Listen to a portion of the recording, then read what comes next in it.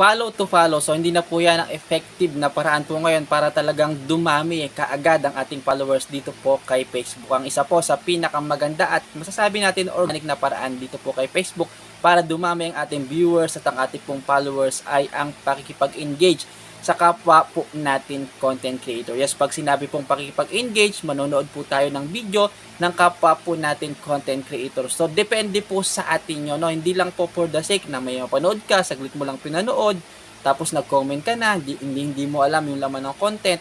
So, dapat mga kaprom, di kagaya po ang ginagawa ko, hinahanap ko yung mga reels, yung mga video ng kapwa content creator na nandun yung interest ko. Kaya gagaya halimbawa ng nature, mahilig ako sa nature, sa pagluluto. So yun yung pinapanood ko at nag-i-enjoy po ako. At pag nag-enjoy po ako, syempre magko-comment po ako doon base po doon sa laman po nung content po niya. Then sineshare ko po yun. At kung tayo po ang magpo-post ng mga content, yung ating po mga video, at magko-comment din naman, makipag-interact, i-share nung kapwa content creator natin yung ating mga video.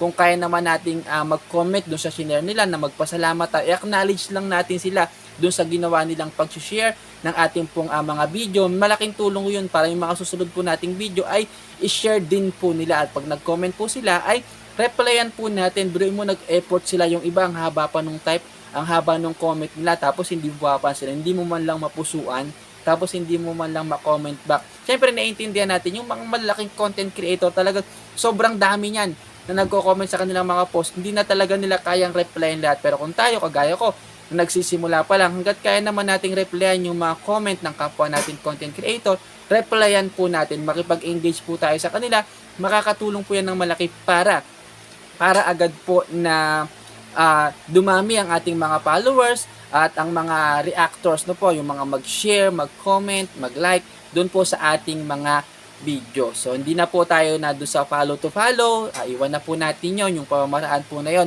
Focus na po tayo sa pakikipag-engage sa kapwa natin content creator. And syempre dapat wag nating kalimutan yung paggawa ng quality content. Anong i-engage? Saan makikipag-engage yung kapwa natin content creator kung wala tayong mga quality video na pwede silang mag-comment, panoorin ng buo at mag-share sila?